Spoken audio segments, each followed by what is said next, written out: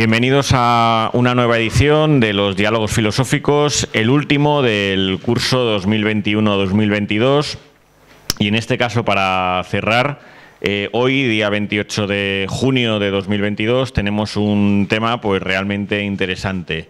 Guerra y drogas desde el materialismo filosófico. Esta vez lo he dicho bien, que la última vez dije en el materialismo filosófico. Y tenemos para conducir este diálogo, hacer una presentación, una panorámica del tema, a Santiago Benito López. Él es profesor de filosofía, además tiene maestrías en economía y neurociencia, dos temas muy ligados con las drogas, de la economía y de la neurociencia, ¿no? Por lo de los psicofármacos y todas estas cuestiones.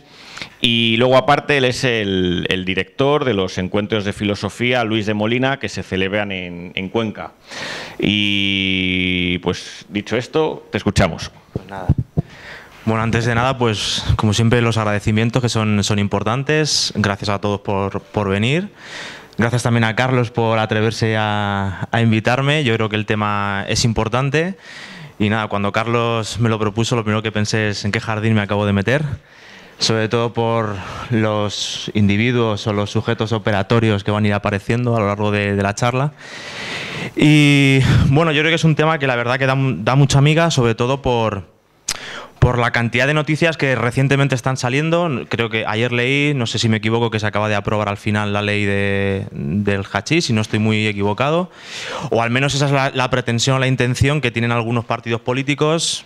Solo hay que señalar a Íñigo Rejón, que está encantado ahora con hablar sobre la legalización de las drogas, supuestamente por los beneficios terapéuticos que pueda tener, también económicos. Y en un principio, de forma muy vaga, pues podríamos estar de acuerdo con él en un principio, salvo por las justificaciones que da, porque enseguida él entra en contradicciones en el momento en que tiene que explicar o que tiene que justificar pues por qué permite las drogas pero no la prostitución. Si de dinero se trata y si de problemas, digamos, psicológicos, incluso fisiológicos que pueden evitar, porque a mucha gente la prostitución, pues mal que bien, le alivia muchos problemas, y dinero, pues no quiero decir, ¿no? Enseguida también pues tenemos políticos de enfrente, bien sea el caso pues de Isabel Díaz Ayuso, que en algún momento trató de meterle el dedo en la llaga a Errejón, pero enseguida alguien le salta con la cuestión del vino y entonces enseguida no sabe muy bien qué contestar y pasa casi de puntillas. Esto es debido principalmente, yo creo, a los problemas de corte nosiológico y de corte epistemológico que plantean las drogas, que plantea definir o conceptualizar qué sean las drogas desde algún tipo de campo categorial, que lo que vamos a ver o lo que yo voy a intentar justificar más o menos en esta charla, es la imposibilidad de poder conceptualizar qué sea una droga, precisamente porque las drogas no van a ser un concepto, sino que van a ser una idea. Y aquí nos tenemos que acoger a la distinción que hiciese, desde el materialismo, que se hace desde el materialismo filosófico, entre ideas y conceptos. Una distinción que, por ejemplo, Escotado no maneja, y eso le trae, como luego veremos, ciertos problemas. Entonces, como digo, este es un tema yo creo que es muy importante, y si es importante precisamente es por otra idea, o más bien por una institución que va a ser como es la de guerra, que obviamente pues, desde el materialismo filosófico nos atrevemos a definir como una institución que tiene mucha importancia, al menos de forma vaga podemos decir que es cuanto menos hacedora en gran parte de la realidad. Y la guerra, si va a ser importante respecto de las drogas, es porque a través de la guerra se va a ir configurando qué sea o qué podamos decir sobre las drogas. De las drogas ha habido muchos intentos de intentar establecer, como digo, desde lo que el materialismo filosófico se denomina pues una definición, si se quiere, porfiriana, remitida a algún tipo de campo categorial, pero esto es imposible y trae muchos problemas. Entonces es la droga, a través de la historia y en función de las coyunturas políticas, la que va a ir modificando a qué podemos ir señalando extensionalmente como droga, al igual que pasará con otras ideas, como son las ideas de la izquierda. La izquierda es otro mito, que tiene una serie de modulaciones históricas, y como otras tantas ideas, ¿no? Entonces, pues dicho esto, la tesis que voy a tratar de justificar más o menos en esta conferencia es la que acabo de mencionar, que las drogas o la droga no es un concepto, sino que es precisamente una idea. Ahora, que sea una idea no es un mero epifenómeno, como luego trataré de demostrar, que se pueda eliminar porque no tenga ningún tipo de utilidad. Bien, en cuanto a los problemas nosiológicos, que es aquí donde todo el mundo tiene los problemas, se tienen, como digo, estos problemas a la hora de definir qué pueda ser una droga, y se han hecho muchos intentos desde distintos campos. El primero y el más común, el que yo creo que se puede encontrar no solo entre algunos médicos, algunos psiquiatras, sino también a pie de calle, desde una filosofía mundana no, sin ningún tipo de carácter peyorativo o despectivo. Esta filosofía mundana yo creo que ya la dejó un poco patente Iván Vélez hace unos años en una conferencia que creo que se titulaba Drogas, Guerra Fría y Contrarrevolución, en el que muy sucintamente esbozaba un primer intento que se tiene a pie de calle para definir las drogas y lo problemático que era, ¿no? Entonces Iván ya hablaba de una serie de sustancias extrasomáticas que pueden tomar los sujetos, y bien, pues al final las drogas quedaban definidas como aquellas sustancias extrasomáticas capaces de convertir un cuerpo sano en un cuerpo enfermo, ¿no? Pero Iván Vélez ya señalaba la problemática de estas definiciones, porque evidentemente sustancias que puedan convertir un cuerpo sano en un cuerpo enfermo, pues no solo lo encontramos en sustancias que hoy en día todos podemos señalar excepcionalmente con las drogas, y por la inversa, también encontramos sustancias que en un principio se tienen catalogadas como drogas, pero como pueda ser, por ejemplo, la cocaína, pero que sin embargo, lejos, en según qué coyuntura, en según con qué consumo y en según en qué coyuntura histórica, como digo, pues en vez de producir una enfermedad en el cuerpo, lo que produce es todo lo contrario, sino precisamente revitalizarle. Y así podemos encontrar, por ejemplo, pues la cocaína cuando se consumía en el Imperio Inca, que si no llega a ser por la cocaína, pues en las latitudes en las que estaban, pues esa civilización se hubiera venido abajo. Entonces, simplemente que lo que vamos a intentar demostrar es, como estas definiciones son muy vagas, porque es muy difícil establecer en qué momento exacto una sustancia extrasomática empieza a ser beneficiosa para el organismo y cuándo no. Hay una serie de dosis que tratan de definir el límite de seguridad, pero es que esto también varía en función del individuo, en función del contexto, etc.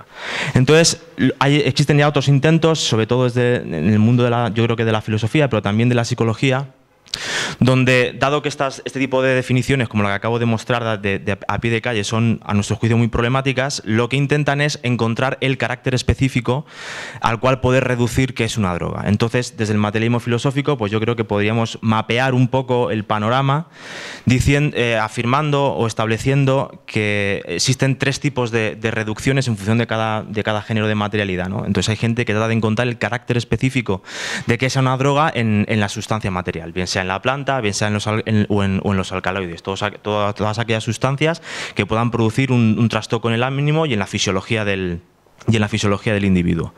Pero claro, esta definición que trata de encontrar el carácter específico de la droga en los componentes M1, en los componentes fisicalistas, pues de nuevo también es muy problemática. Pues porque yo creo que hay sustancias que de nuevo es muy difícil establecer en qué momento pues una sustancia puede trastocar un organismo. De hecho, y por lo mismo hay sustancias igual que no son consideradas drogas, pero que pueden también trastocar fisiológicamente el organismo. De hecho, tenemos un montón de receptores o de sustancias endógenas producidas por el hipotálamo que producen o que tienen el mismo componente o que están muy relacionados con los alcaloides de ciertas sustancias que consideramos drogas. Entonces, la reducción a M1 no nos permite encontrar un carácter específico de qué sean las drogas, a mi parecer. ¿El incienso es una droga? Porque es otra sustancia. Habrá que encontrar cuál es el límite donde empieza a producir un trastorno fisiológico. Entonces, aquí muchos psicólogos tratan de introducir la distinción entre hábito y, por ejemplo, o habituado y dependencia. Pero claro, esta distinción es una mera distinción ad hoc, porque básicamente este tipo de distinciones lo que tratan es de aclarar un concepto, una idea, por otro concepto, otra idea mucho más confusa, que habría otra vez, que es decir, tratamos de barrer o de limpiar la basura, como decía Bueno, con una escoba que está mucho más sucia, ¿no? Entonces, hay otro segundo intento que trata de encontrar el carácter específico a través del cual poder definir qué es una droga desde un punto de vista científico. Entonces, en vez de buscarlo en los componentes M1, en los componentes fisicalistas, tratan de hacer una reducción, aunque no lo perciban, a M2, es decir, a los componentes psicológicos que llamamos desde el materialismo filosófico. Entonces, ¿qué es una droga?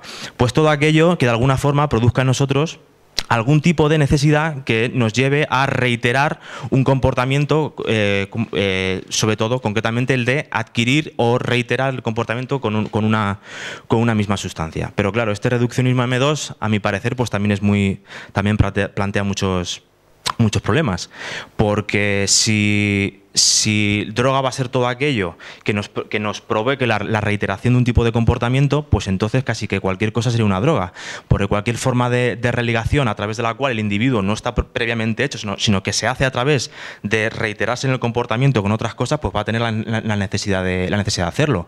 Es notorio pues la cantidad de, sobre todo en el caso de algunos soldados rusos, que cuando regresaban de la guerra estaban totalmente fuera de sí, eran incapaces de volver a encauzar su vida privada, su matrimonio, su relación con los hijos, y tenían necesidad de volver y de regresar a la droga. De ahí entonces que hay muchos historiadores y muchos sociólogos que entienden que la guerra es otra droga más. Pero por las mismas podríamos decir pues sobre el amor. El amor ahora, vamos a poner muchas comillas porque es otra idea confusa, pero cuando tienes una relación con una persona, pues, y sobre todo cuando acabas de empezar, pues también tienes necesidad de reiterar ese comportamiento, porque tienes necesidad de volver a estar con esa persona. Entonces, ¿qué hacemos con el amor? ¿Es una droga también? Hay gente, sobre todo desde algunos sectores feministas de izquierda indefinida, que dicen que efectivamente pues que el amor es una droga, sobre todo por las instituciones católicas y mucho más si es monógamo, y entonces lo que hay que hacer es, para eliminar esa dependencia, hay que cambiar las relaciones monógamas y pues irse a otro tipo de relaciones que supuestamente ya no producirían ese tipo de comportamientos de reiterar un comportamiento. Algunos, no todos, obviamente, aquí no quiero meter a todo el mundo en el saco, pero dicen que el poliamor sea una forma de evadir este tipo de dependencias. Pero claro, yo me atrevería a decir que el poliamor no elimina la necesidad de reiterar comportamientos, sino que en todo caso lo diluye y lo reparte entre muchos, ¿no? Pero bueno, entonces, lo que digo, casi cualquier comportamiento nos lleva a reiterar un comportamiento. Entonces, tratar de definir o de encontrar el carácter específico que nos diga que es una droga en componentes psicológicos, pues también es muy difícil. Entonces, para salir un poco de este atolladero, algunos psicólogos que tratan de reiterarse o de anclarse en este tipo de reduccionismos psicológicos, pues hacen la diferencia entre tener ahora dependencia o necesidad y síndrome de abstinencia. Entonces, una cosa es la necesidad de tener que buscar, o la dependencia de buscar una droga para producir el mismo efecto, que siempre además se va ampliando en algunas drogas, y luego sería el síndrome de abstinencia, que es cuando retiras una determinada sustancia de tu organismo, te produce una serie de dolor psicofísico, el craving que se llama. Y entonces te produce la necesidad de tener que buscar una sustancia, la que consumías, u otra distinta, no ya para buscar los mismos efectos, sino precisamente para evitar el dolor psicológico que puedas sentir, ¿no? Pero entonces, de nuevo volvemos al amor. Es que el amor también tiene eso. Cuando empiezas con alguien necesitas reiterar ese comportamiento, y cuando una persona te deja, pues tienes el dolor, y muchas veces, de ahí el refrán de un clavo saca otro clavo, necesitas buscar a otra persona, obviamente, aunque no te guste mucho, aunque no estés muy enamorado, que te haga olvidar el dolor de la primera. Entonces, ¿qué hacemos? Definimos el amor también como una droga. Cuando todo es droga, nada lo es. Y el último intento, y ya vamos entrando poco a poco al papel que pueda jugar el Estado en lo que a las drogas se refiere, sería intentar encontrar el carácter específico de que sea una droga en los componentes terciogenéricos que nosotros denominamos M3. Entonces aquí podríamos encontrar por la famosa sentencia que le hiciera Marx a Hegel de la religión es el opio del pueblo, o las concepciones, por ejemplo, de Escotado, que entienden que, y aquí ya vamos a entrar en materia, que las drogas precisamente son justificaciones que puedan hacer ad hoc los estados o los gobiernos, porque muchos liberales, metiéndola a todos en el mismo saco, identifican gobierno con estado, y entonces lo que diría, por ejemplo, alguien como Escotado es que, dado que las drogas es solamente un discurso, una especie de epifenómeno que en verdad nos sirve para definir las drogas, Escotado es muy consciente de los problemas nociológicos que tiene esta cuestión, dice, lo que hay que hacer es eliminar la idea. Como no se puede conceptualizar que sea una droga, dice Escotado, no lo dice con estas palabras exactamente, lo que hay que hacer es eliminar las drogas y dejarlas al libre consumo de cada cual, ¿no? Entonces, una de las primeras cuestiones importantes que yo quiero decir, o que me gustaría defender, es, sobre todo desde el materialismo filosófico y en contra aquí de Escotado, al que sin duda le reconocemos la labor historiográfica que hace en la Historia General de las Drogas, que es un trabajo encomiable.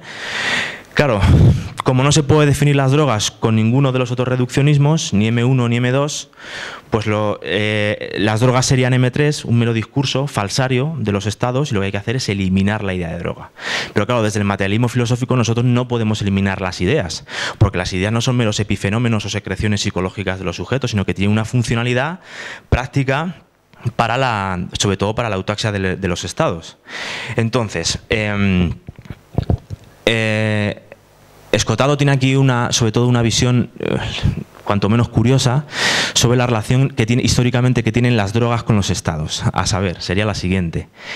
Desde el principio de los tiempos, dice Escotado que hay sociedades, no menciona cuáles, además solo es un parrafito así, dice que hay sociedades donde los individuos podrían consumir sustancias psicodélicas a su libre parecer sin ningún tipo de problema ni imposición.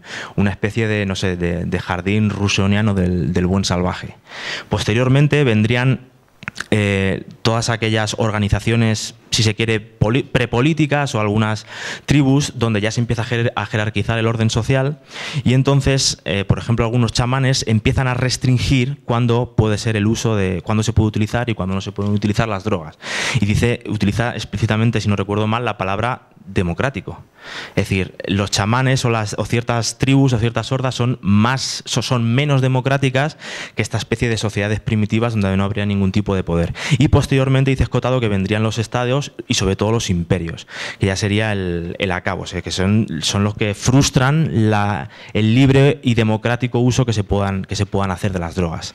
De hecho, llega a decir Escotado que igual que el Imperio Inca fue totalitario con algunas sociedades, machacándolas, impidiéndoles consumir ciertas drogas, al menos el Imperio Inca tuvo su merecido, una especie de justicia poética por un imperio mucho más desarrollado como sería el Imperio Español. Pero claro, aquí Escotado lo que no está teniendo en cuenta o lo que se le pasa por alto es que el Imperio Inca, o sea, si los estados son algo pernicioso o algo malo que priva a los individuos de su mera libertad y de su mera existencia, pues no sé si habrían sobrevivido los incas sin que este mismo Imperio Inca les hubiera obligado a utilizar la coca para, por ejemplo, tener más oxígeno o poder realizar trabajos duraderos. O si el imperio, como dice Escotado, si el Imperio católico, el Imperio Español, y también a través del catolicismo, como también en Roma, lo que hace es tiene una actividad totalmente dictatorial, menos democrática que sociedades previas, pues entonces habría que decirle qué pasó en los primeros años del Imperio Español en América, cuando repartía con mucha más asiduidad que el Imperio Inca ciertas sustancias, porque los necesitaban para trabajar. Y dice, bueno, es que los obligan. Bueno, pero si esto va de ser democrático, pues repartían con mucha más, les dejaban consumir con mucha más libertad, entre comillas, ciertas sustancias. Y lo que pasa es que Escotado de nuevo, pues tenemos el problema de definir qué es la libertad, ¿no? Porque yo no sé si cuando el Imperio Inca o el Imperio Español obligaban a consumir ciertas sustancias para poder sobrevivir o para poder mantenerse en el ser, si eso más que quitar libertad te la otorgaba. Porque si los incas no tenían cocaína se iban a tomar por saco, precisamente. Entonces nosotros la libertad, como la entendemos, sobre todo siguiéndonos también de Spinoza, es la capacidad de obrar. Y muchas sociedades, si no les imponían el consumo de coca, pues no sobrevivían, no tenían ninguna libertad. Entonces aquí precisamente tenemos esta lucha o esta dialéctica entre definir qué es y qué no es libertad, básicamente. Entonces, Escotado, como decía, regresando un poco a lo anterior, lo que quiere es eliminar la idea de droga porque la entiende como una especie de epifenómeno que no tiene ningún tipo de funcionalidad. Y entonces aquí, curiosamente, yo voy a sacar un poco a colación, con los máximos respetos, a Santiago Armesilla, porque tiene... a propósito de su supuesta vuelta al revés de Marx, Santiago Armesilla ya afirma que esta vuelta del revés de Marx de alguna forma ya estaba presente en el marxismo, que no es una originalidad de bueno. Pero claro, Armesilla es el mismo que dice que el comunismo puede ser que no llegue, que no hay teleología. De hecho, hay gente, marxistas, no sé cuáles, porque nunca sabe uno si está trastocando a Marx o no, según te dicen, nos calificarían algunas veces de marxistas vulgares. Se supone que algunos marxistas dicen que no vale solo con concienciar a la clase obrera, porque por mucho que la conciencies, si tú luego no tomas el Palacio de Invierno, si tú no coges las armas, pues no vale de nada. ¿Y esto qué quiere decir?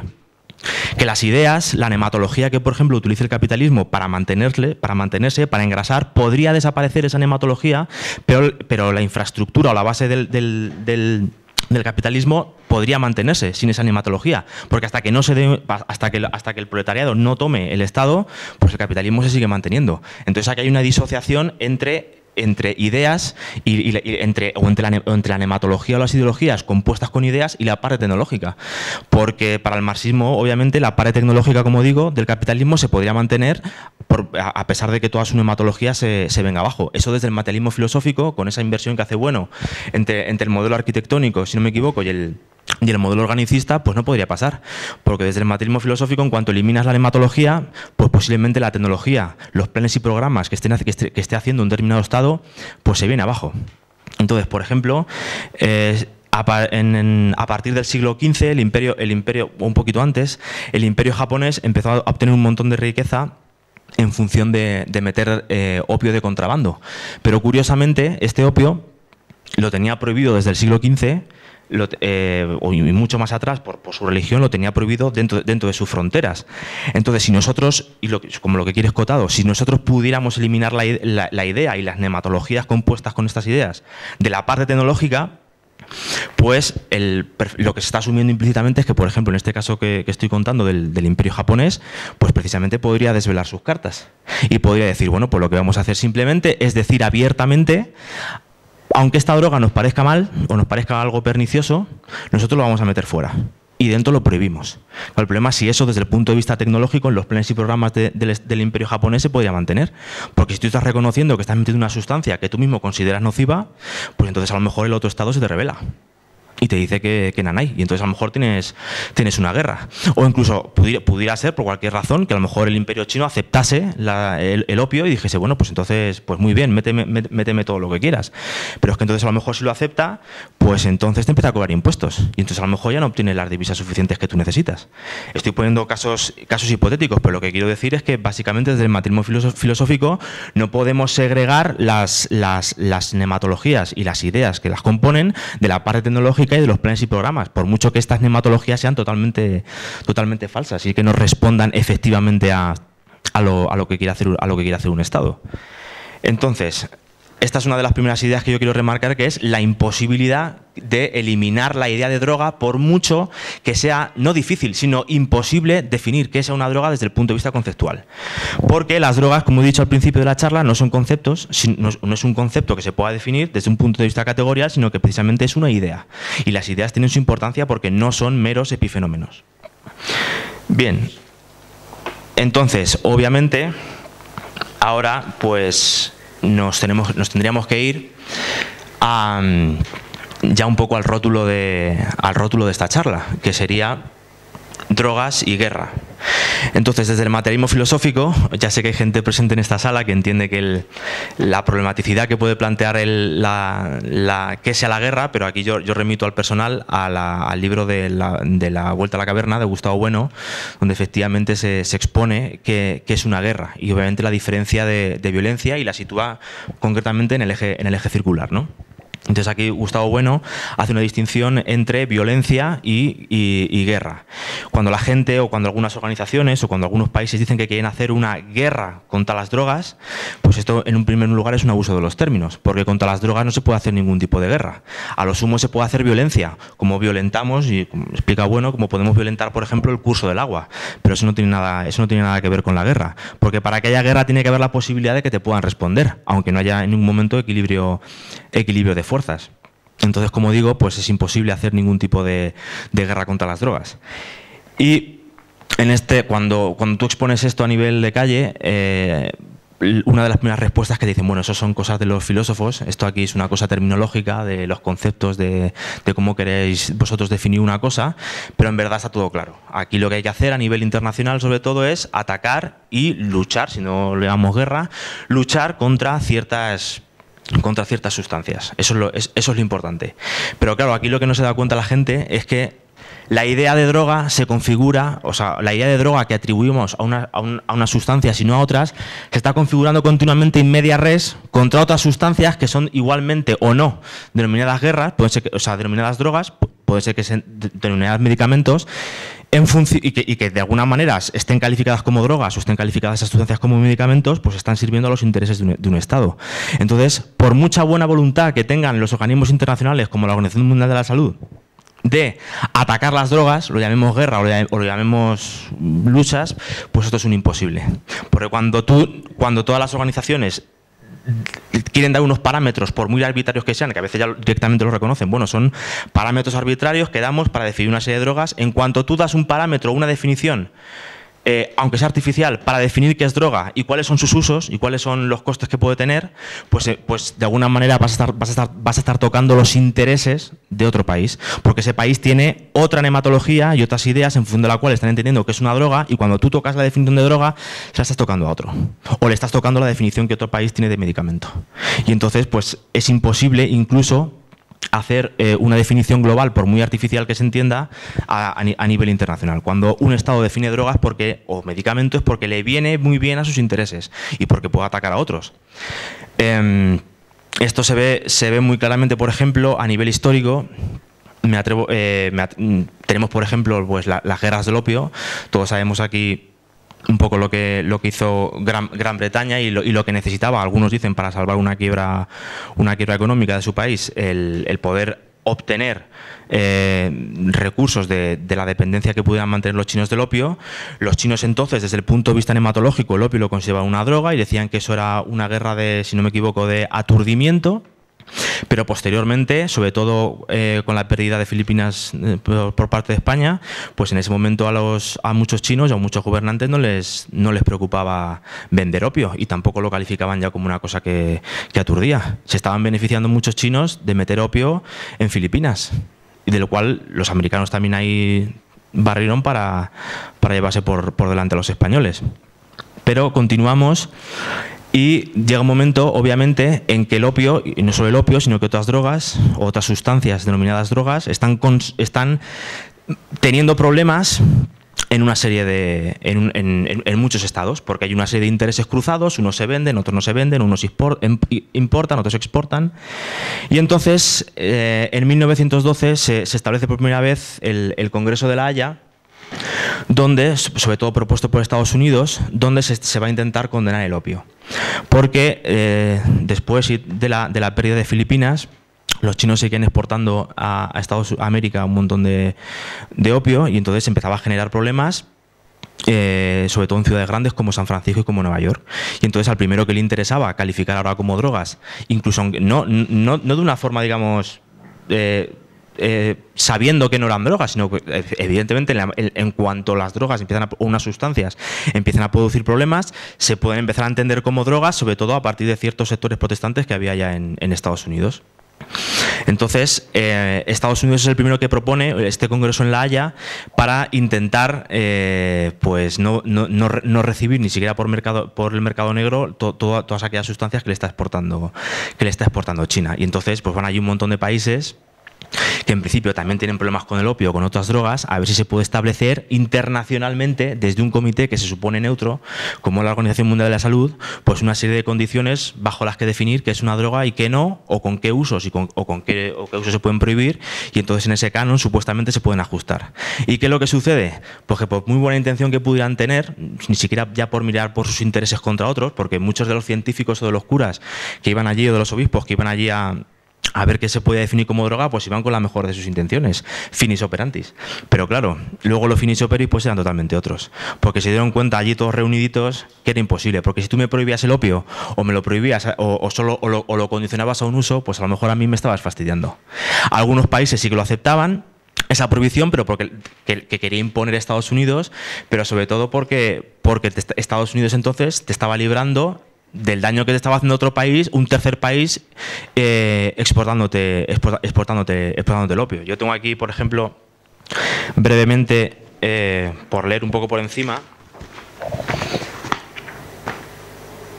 por ejemplo, para que vean el estado de la cuestión, cómo estaba a nivel del opio cuando Estados Unidos, con esta Convención de La Haya, intenta establecer una definición internacional de que sea la droga. Pues por un lado teníamos que en esa reunión Shanghái y Turquía no se presentan, ya para empezar, porque claro, ellos en ese momento eran los mayores exportadores. Pero Es que ellos igualmente no lo consideraban en ese momento no lo consideraban una droga, lo consideraban un medicamento, porque se estaban fijando únicamente en las cualidades buenas que efectivamente también pueden tener estas sustancias. Inglaterra también se presenta allí, pero no para hablar del opio, sino para hablar de morfina y de la cocaína, que en ese momento se la estaba metiendo Holanda, que se había llevado cultivos desde Perú a la isla de Java. Se había dado cuenta que la cocaína que surgía allí era mucho más potente que la que estaba haciendo en el Perú, y entonces se empezó a exportar, pero de una manera tremenda. Inglaterra solo quería hablar de eso, porque claro, ahora era Inglaterra la que estaba recibiendo toda esa sustancia y la que le estaba jodiendo el cotarro. Precisamente y porque de forma similar a lo que sucediera en la contracultura americana, pues toda esta cocaína estaba empezando a ser utilizada y a crecer socialmente por aquellos grupos que estaban en contra de la actividad colonial que estaba realizando en otros países a nivel militar Inglaterra. Y entonces, claro, eso a Inglaterra no le conviene. Y entonces, pues claro, yo vengo a hablar solo de la cocaína y de la heroína, que es lo que me parece una droga, pero del opio no quiero ir a hablar. Al menos siempre y cuando los parámetros que empecemos a poner para definir droga, pues no me convengan. Eso por el plano de Inglaterra y por el plano de Holanda. Pero es que Alemania también se quejaba de la prohibición que se empezaba a establecer de cuándo se puede utilizar, de qué era droga y de qué no era droga, porque también estaban exportando ciertas sustancias y entonces lo que perdían eran sus farmacéuticas. Y se quejaban de que si se acogían a esa nueva nomenclatura de que iba a ser una droga, pues el que se iba a llevar todo el gato al agua iban a ser las farmacéuticas suizas. Entonces, en ese momento, Portugal tampoco quería hablar nada de prohibir el opio, porque lo estaba metiendo en Macao, por ejemplo. Rusia también exportaba grandes cantidades de opio. Italia, pues quería hablar también de prohibir la cocaína, y eso entraba en conflicto con los intereses también holandeses. En ese momento, a principios del siglo XX, Italia era de los mayores consumidores de cocaína. Entonces, por muy buenas intenciones con las que fueran todos los representantes de todos los países, se encontraban que en el momento en que en esta primera convención de La Haya no iban tanto científicos ni médicos, es una cosa que denuncia Escotado a nivel histórico, sino que lo que mandan son sobre todo obispos y gente ligada a religiones protestantes ahí a debatir. Y entonces, claro, ellos llevan una definición de droga, la proponen, incluso aunque no estén pensando en si está afectando o no desde el punto de vista ético a los ciudadanos de su país, y cuando la quieres establecer, pues te das cuenta que está chocando con los intereses de otro país, que no le conviene esa definición de droga. Y entonces ellos prefieren hablar de medicamentos. Entonces lo que vengo a decir, obviamente, es que por muy buenas intenciones que tenga la Organización Mundial de la Salud, pues que es imposible establecer una definición de droga, porque lo que llamemos droga se está haciendo siempre in media res con lo que otras sustancias sean denominadas drogas o sean denominadas medicamentos. Y entonces ahí tenemos un problema tremendo. Muchos científicos luego, después de hecho, el resultado final de esta Convención de La Haya de 1912, pues fue básicamente que no se llegó a firmar nada, y simplemente se comprometieron casi de palabra, pues simplemente a decir qué dosis y qué cantidades se podían consumir de opio. Pero nada, una cosa hablada que al final todo el mundo se pasaba por el arco del triunfo. Y posteriormente, igual pasaron los años y se trataron de reiterar o de imitar ese tipo de convenciones, sobre todo en la de Ginebra, en el 25, en el 32, si no me equivoco, y en el 36, donde ya no van tanto curas y obispos, sino que van científicos. Y entonces aquí la gente ya parecía que le daba aplausos y levantaba la cabeza. Obviamente, porque se supone que si van científicos, pues ya nos vamos a quitar de encima toda la nematología con la que se estén juzgando las drogas. Y son los científicos los que van a poder establecer conceptualmente, que ya lo que hemos negado por la problematicidad que tiene a nivel nosológico, van a intentar establecer que es una droga. Y entonces ya pues nos podemos despreocupar, porque van a venir los científicos y eso van a hacer. Como si ellos no estuvieran pecando de otra nematología que no pasa por tal, que es el fundamentalismo científico. Y entonces, pues, en estas reuniones, de nuevo, cuando se pone encima de la mesa toda la serie de criterios con las cuales vamos a definir qué es una droga y qué no, o al menos los usos que se puedan hacer de ciertas sustancias, pues de nuevo saltan las chispas y se empiezan a dar cuenta que chocan unos intereses con otros, y entonces empiezan a meter un montón de nociones que seguramente les suenen de carácter médico, que tienden a pasar por neutras. Pues, por ejemplo, si una droga, de nuevo, si produce dependencia o si no produce dependencia, si su toxicología es fuerte o si su toxicología es débil. Pero claro, esto de nuevo son definiciones ad hoc que se van tratando de ajustar hasta que nos convienen. Y ya por fin, si no me equivoco, en 1961 tiene lugar otra serie de convención internacional, donde se va a crear por primera vez un sistema de listas, de 4 listas, donde se van a empezar a meter todas las sustancias que puedan tener de mayor gravedad, menor gravedad, y también regulando sus usos. Entonces, bueno, de alguna forma implícitamente está reconociendo que no podemos definir qué es una droga, y lo que vamos a es a intentar repartir los usos y hacer una especie de definiciones, como digo, de nuevo ad hoc. Pero claro, ¿qué es lo que sucede aquí con este tipo de listas? Pues que sucedía, por ejemplo, que metieron en la lista 1, que si no me equivoco es una de las más graves, metieron algunas sustancias como drogas que había que prohibir y que había que perseguir a la, si no me equivoco, al LSD, por ejemplo. Curiosamente, en 1960 estaba teniendo todos los problemas de la contracultura, que se levantaba el país, Estados Unidos, y era el primero interesado en que entrara en la lista 1, pero sin embargo otras sustancias que eran mucho más tóxicas que el LSD, como eran las anfetaminas, eso no se prohibía. Y llevaban funcionando décadas antes y se consumían libremente. Quizá igual porque se empleaban en el deporte, y ahí Estados Unidos salía bastante beneficiada, y sobre todo en la Segunda Guerra Mundial, que fue una de las drogas más utilizadas. Entonces Estados Unidos ahí, pues de las anfetaminas no se metieron en ninguna lista, o posteriormente se fueron introduciendo en la lista 3, en la lista 4, se iba cambiando.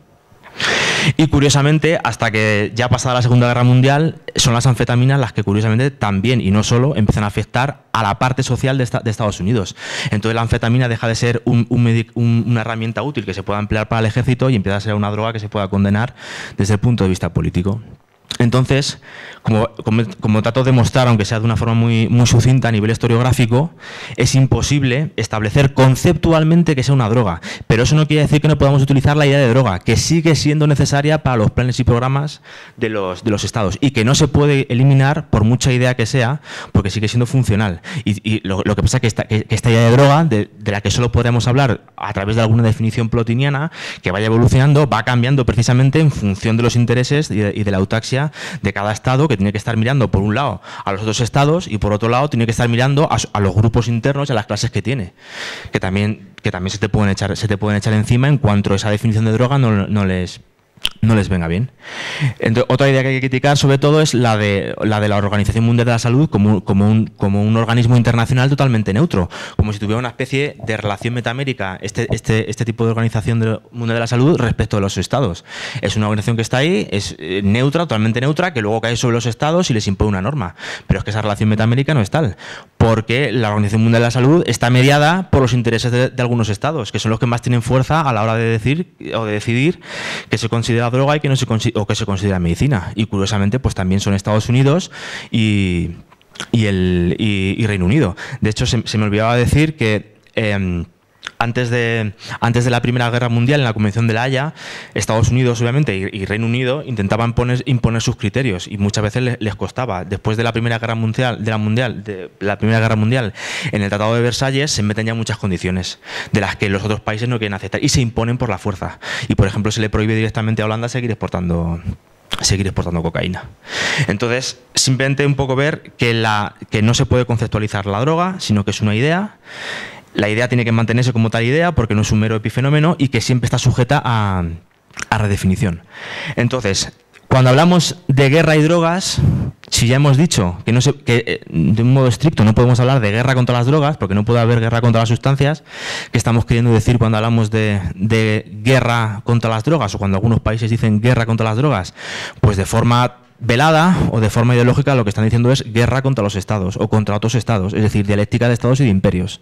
Y lo que se ha denominado droga en cada momento histórico va a ser lo que un estado le imponga a otro, o lo que un imperio le imponga al resto de estados.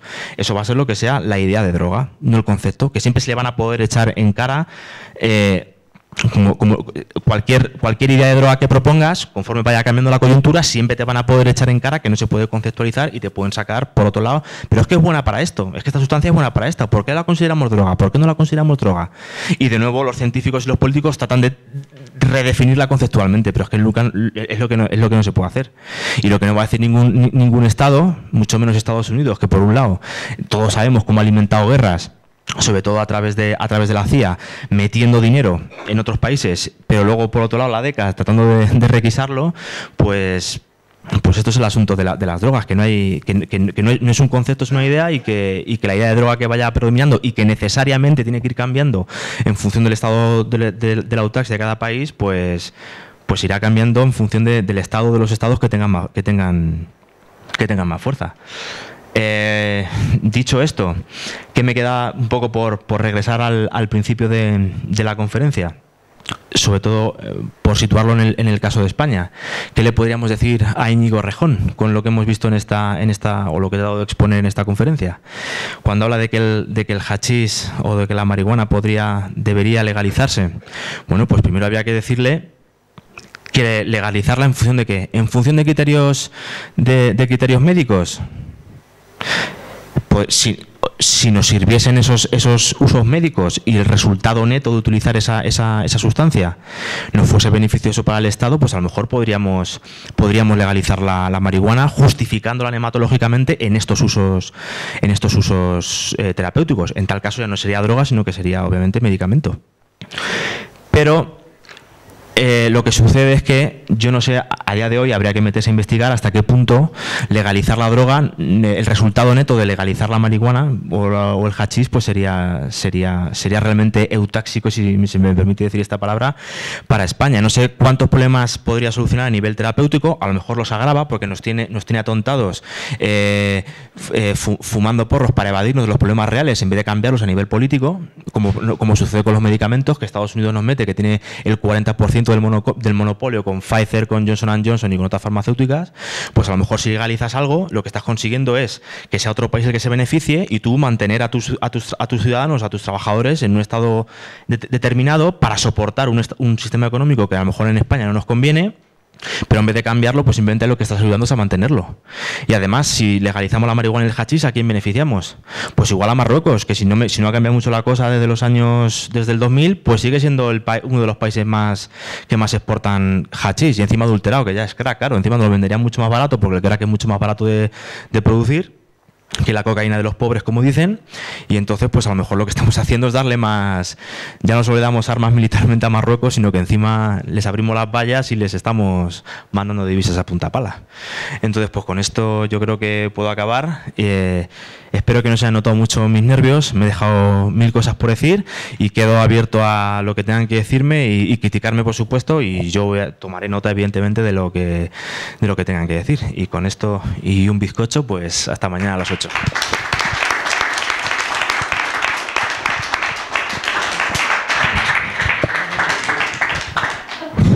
Bueno, pues damos inicio al diálogo. Y bueno, te voy a plantear alguna cuestión, ¿no? Una cuestión que me ha interesado mucho es cómo, y yo creo que es algo que ha quedado muy claro en la exposición que has hecho, la importancia en estos temas de contar con la ontología. Y cómo es fundamental la ontología, y en este caso el materialismo filosófico, pues un poco pues para ser capaz de clasificar el material, ¿no? Entonces me ha interesado mucho pues cómo a la hora de analizar la idea de droga, pues te posicionas obligatoriamente más allá del mito de la naturaleza y del mito de la cultura, ¿no? De la idea esa de que es la sustancia la que en sí misma hace la droga, la dosis, ¿no? Que es lo que diferenciaría lo que sería un medicamento de un veneno o de una droga. La dosis tampoco es la misma para todos claro. Los individuos, es que puede cambiar en función del individuo, en función del contexto en el que lo esté consumiendo, etcétera. Entonces... Y claro, y que también hay que contar con por así decir, con la cultura. Lo que pasa es que al final... De hecho, se me ha olvidado decir una que te corte, que por ejemplo... Muchos han criticado, por ejemplo, las anfetaminas solamente como una droga, pero claro, hay muchos científicos que lo que dicen es que según qué sujetos acusados de hiperactividad, con todos los problemas que pueda tener esto de la hiperactividad, pues les produce el efecto contrario. No les estimula, sino que les aporta efectos opiáceos y les mantiene estupendamente. Entonces, pues ahí está la cosa. Así que conceptualmente es imposible, yo creo, definir esto. Y no eso, como al final hay que contar tanto con factores, por así decir, con partes naturales como con partes culturales que están conjugadas, están refundidas unas con otras, y claro, la idea de droga al final desborda eso, la naturaleza y la cultura, ¿no? Y claro, y se me ocurría al hilo del último que decías lo de España, analizando el caso de la importancia que hay que contar también con el Estado, los antidepresivos en España, el consumo que tiene y cómo es lo que te plantearía. ¿Nos está beneficiando? Pues no lo sé yo hasta qué punto. A lo mejor, claro, desde el punto de vista psicológico, a muchos individuos el medicamento a lo mejor les está beneficiando.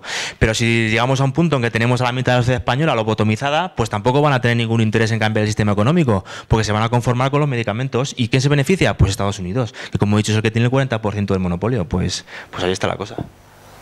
Y no era eso, plantearte eso, el caso de los antidepresivos que están catalogados como medicamentos, pero hasta qué punto no funcionan en muchos casos en ciertos sujetos como una droga que... Si se la quitan, no saben qué hacer. Entonces, que recurrimos a la idea a esa noción de dependencia para calificarnos ya no como un medicamento, entonces como droga. Sí que ahí están los problemas, pero es que se ven enseguida. Sobre todo a nivel político, en cuanto empiezan a producir problemas, bien desde el punto de vista ético, de la fortaleza del sujeto, o bien desde el punto de vista moral, sobre todo o del político, porque afecta a la economía, pues saltan todos los problemas conceptuales de definir qué es una droga.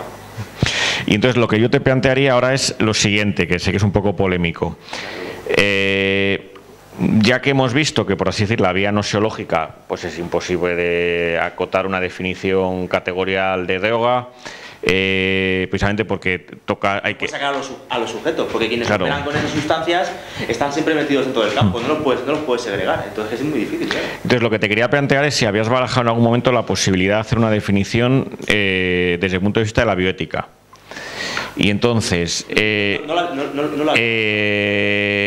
droga tendría que ver con cualquier tipo de sustancia extrasomática que cuando entendemos que transforma un cuerpo sano en enfermo, lo que está provocando es una infirmitas, ¿no?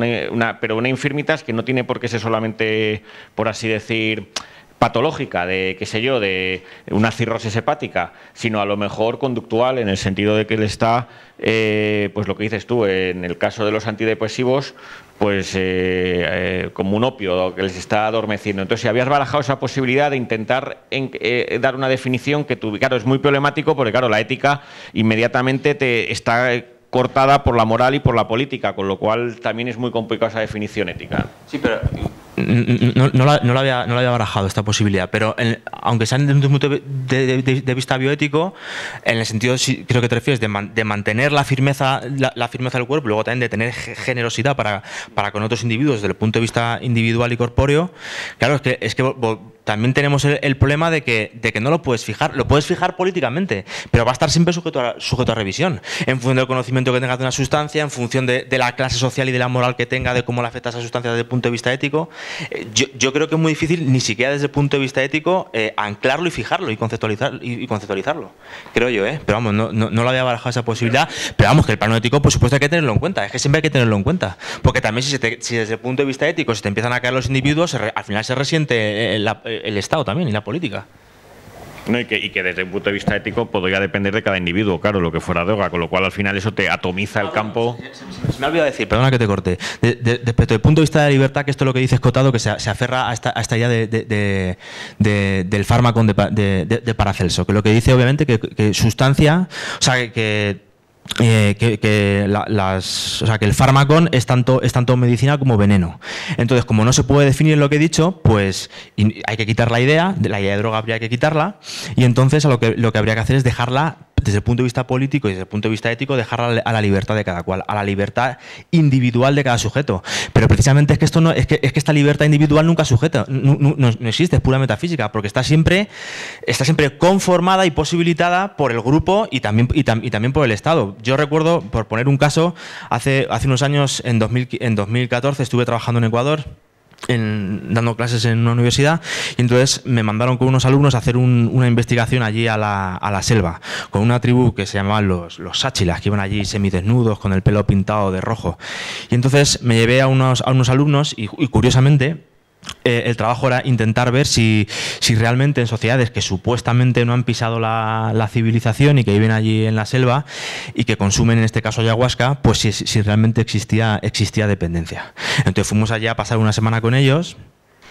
Alguna gente, no un servidor, tuvo que tomar ayahuasca, fuimos con unos médicos, todo bien firmadito con los papeles.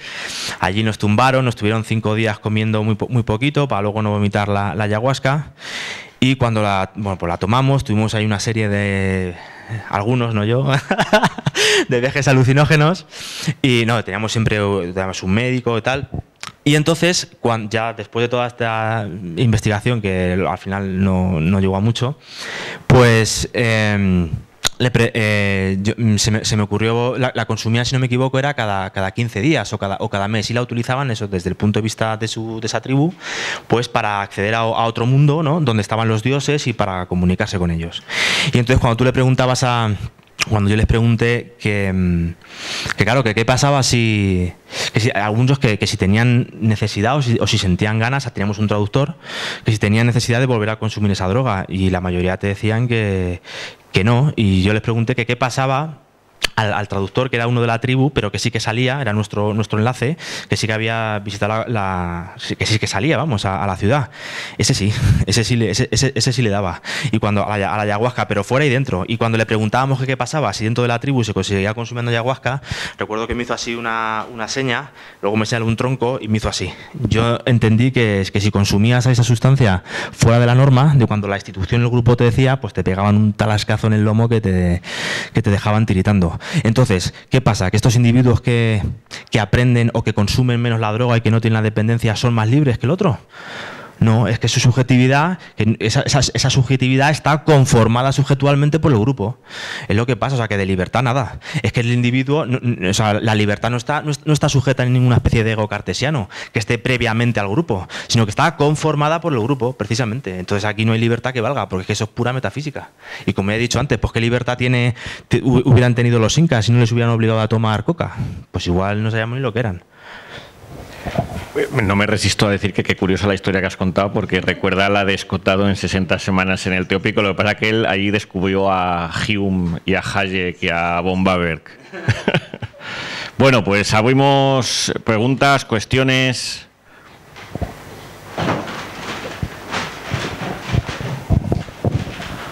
Bueno, muy interesante la conferencia. Tenía preparada una pregunta, no la he desechado completamente. Porque creo que me has aportado otras cosas que creo que tienen interés. Entonces, ¿qué te parece la clasificación que se suele hacer de las sustancias, de las drogas, en función del tipo de efecto que tienen sobre el organismo? Se suelen clasificar en estimulantes, depresoras, psicodélicas, etcétera. Y si no crees que puede haber ciertas sustancias que tengan incompatibilidades con ciertas instituciones de ciertas sociedades. Estoy pensando, por ejemplo, el catolicismo actuaría como repelente, por así decirlo, de las sustancias psicodélicas, por ejemplo, porque te alejan del mundo de los fenómenos. Entonces no sé qué te parece este asunto. Bueno, pues nada, te contesto.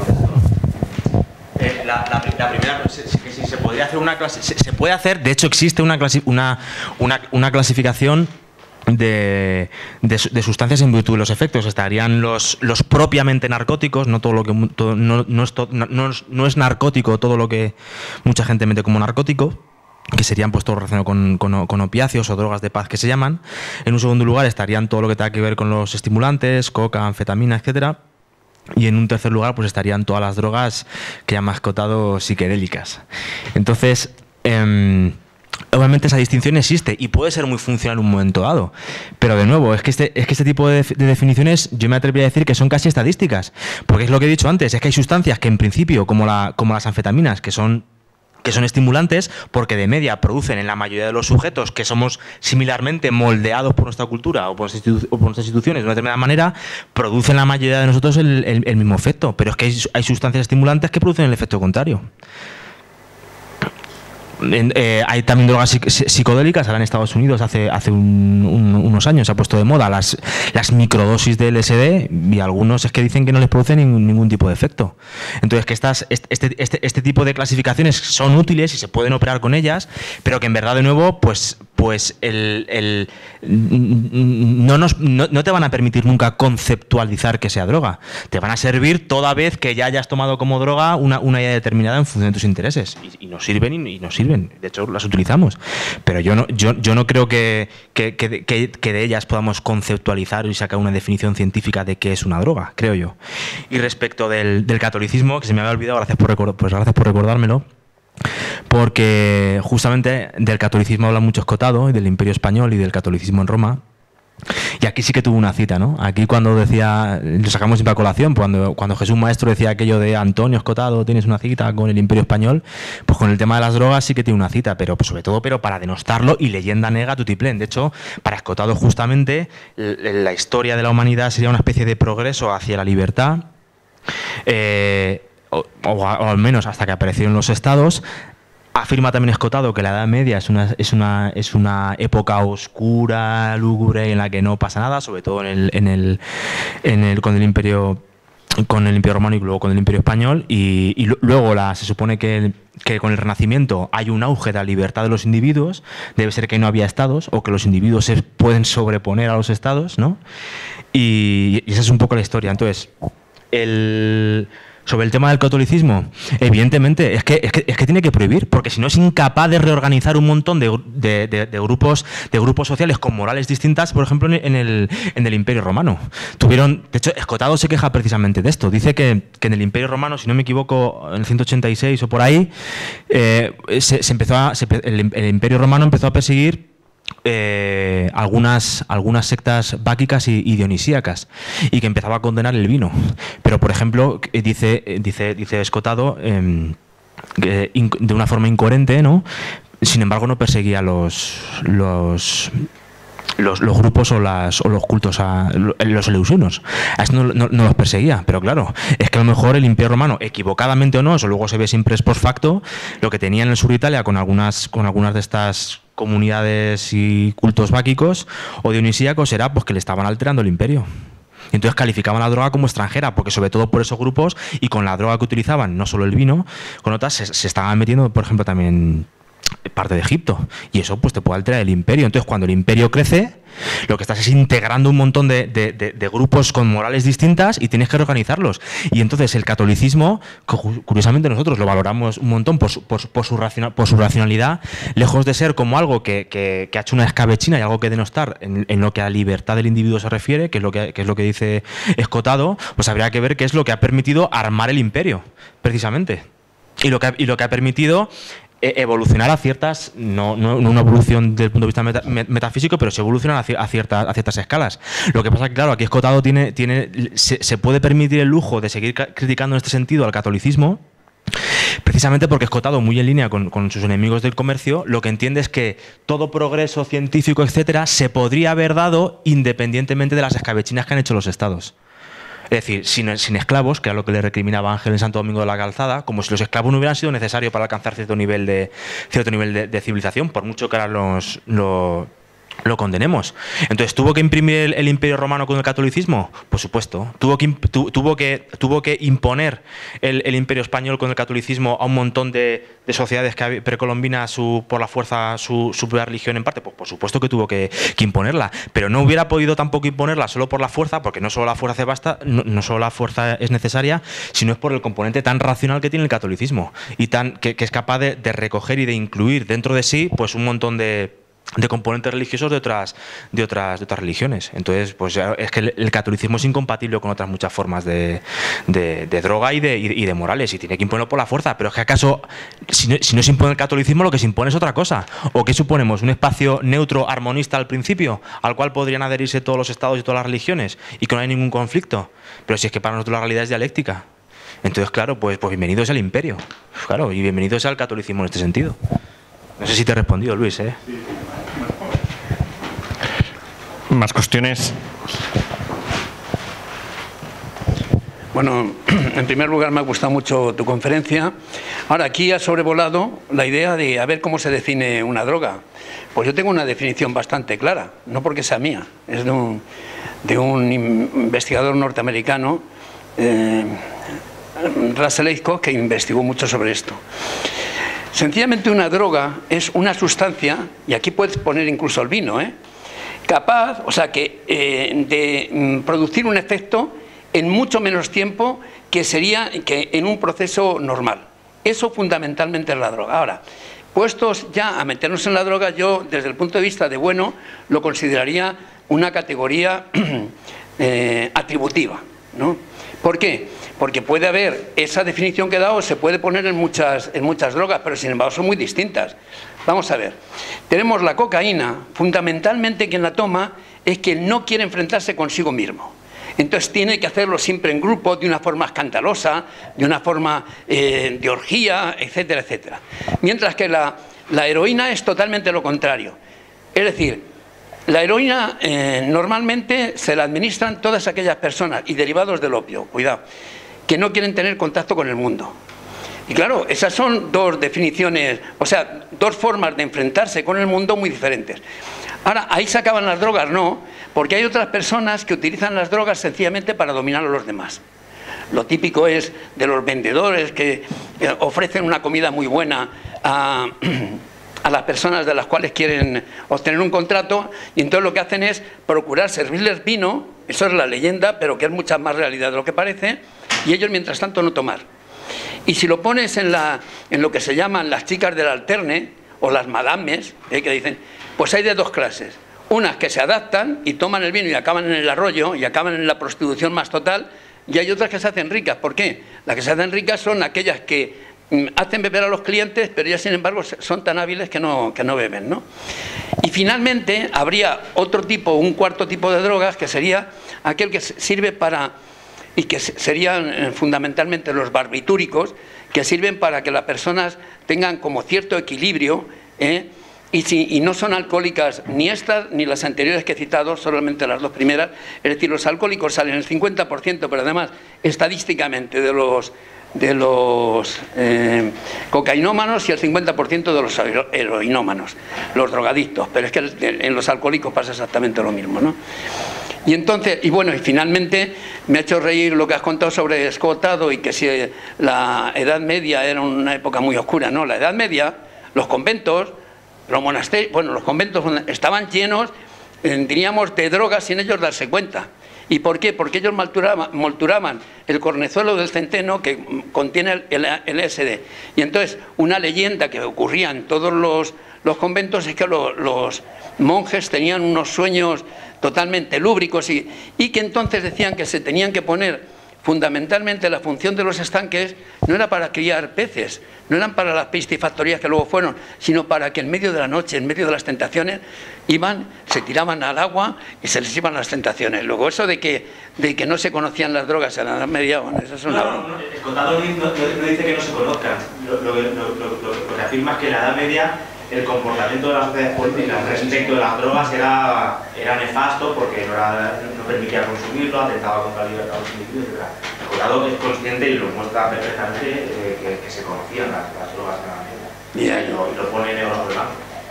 Bueno, y eso que dice él, que si hubiera llegado a los mismos resultados de una forma, en fin, es una cosa para que volvemos a los mismos problemas nosológicos del principio. Cuando usted me ha dicho sustancia capaz de producir un efecto normal, pero claro, es que normal hay que darle parámetros. Hay que darle parámetros a qué es eso de lo normal.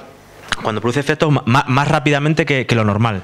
Entonces, si hay algún sujeto que por sus condiciones fisiológicas, endógenas, lo que tiene son, no sé, algún tipo de segregación química o de algún neurotransmisor mucho más lenta, y tú le aportas una droga que le pone un equilibrio normal de la media, ¿lo metemos como droga o como no droga?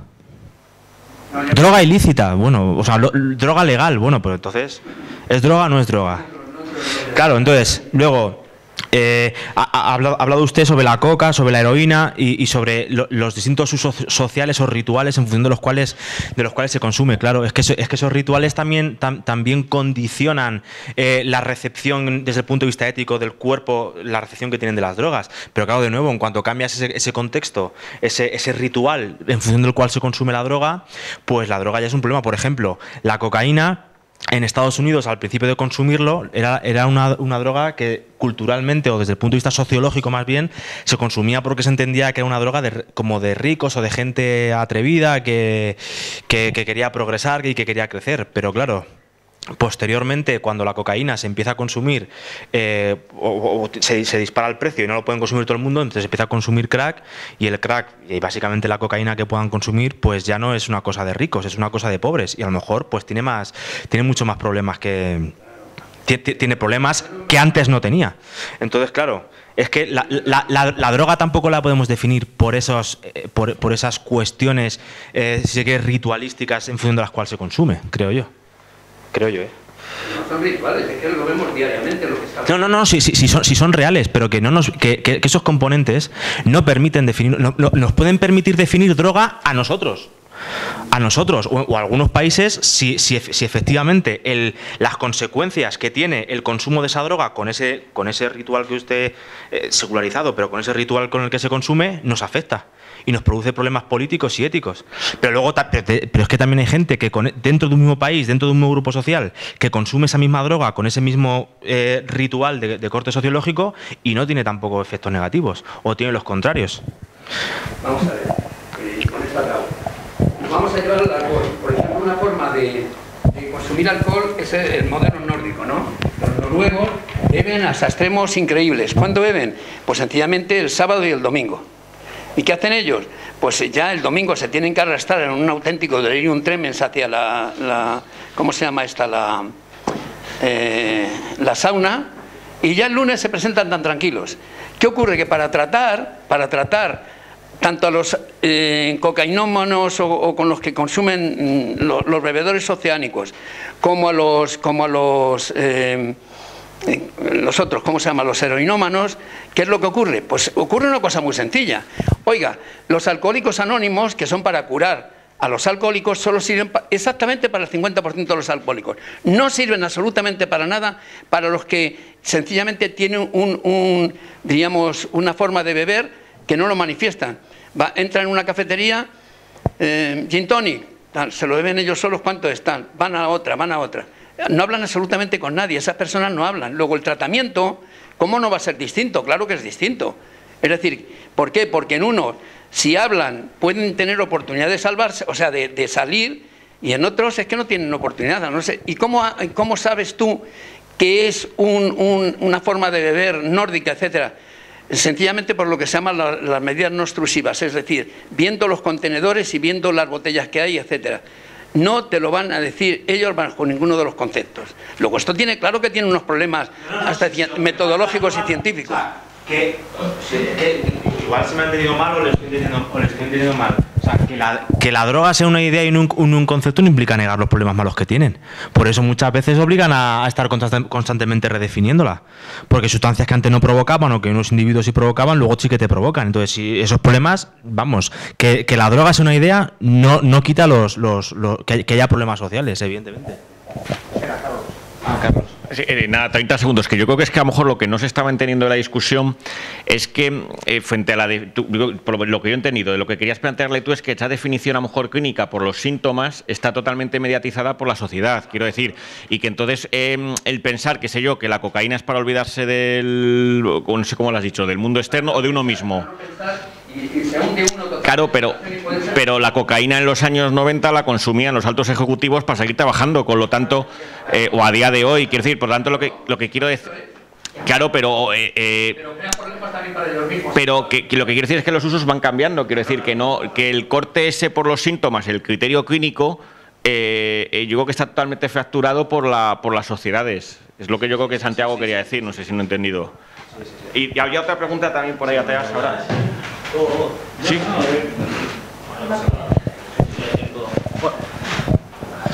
Bueno, lo primero, enhorabuena y muchas gracias por la ponencia. Entonces, dos cuestiones. La primera, un poco en relación con la distinción conceptos-ideas.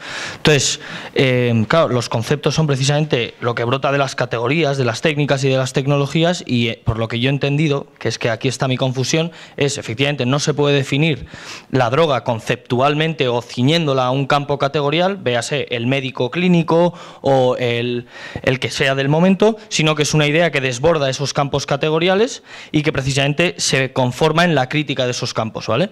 Entonces, lo que he hecho en falta, o lo que veo ejercitado, quizás no representado, es que a lo que ha terminado reduciéndose la idea que has expuesto de droga es, que esto sí lo has explicitado, que es precisamente una idea funcional, pero en función precisamente de los estados, ¿vale? Lógico. Entonces, lo que parece entonces que es, más que una idea, es un concepto legal.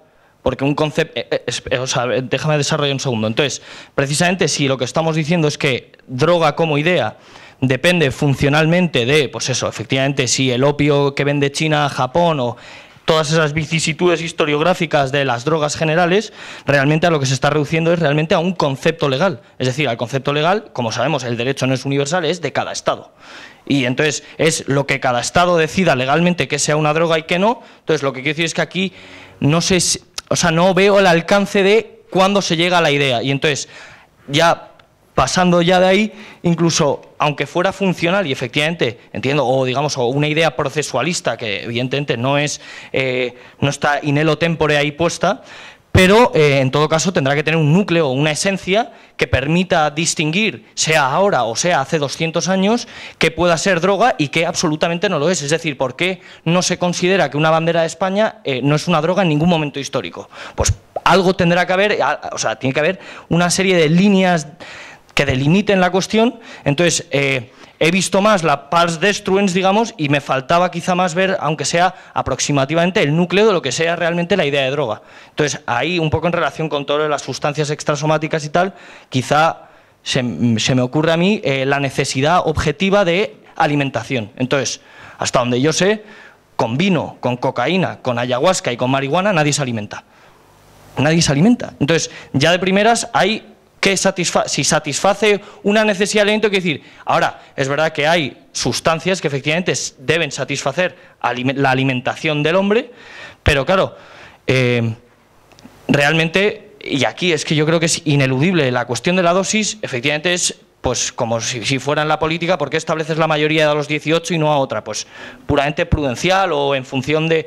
Es verdad que depende del individuo, sí, pero hay gente que levanta un coche, culturistas, y ahora el promedio del ser humano no lo levanta. Entonces, quiere decir que quizá esa no satisfacer, o digamos en sentido primario, la necesidad de alimentación, que sea una sustancia corporal, pues por ahí iría, por ejemplo, también quitar el amor, pues al final el amor no es una sustancia corporal, quitar excesivo uso de azúcar, porque el azúcar sí que satisface, quizá, no sé, digo por aclarar más que nada, porque no me ha quedado claro.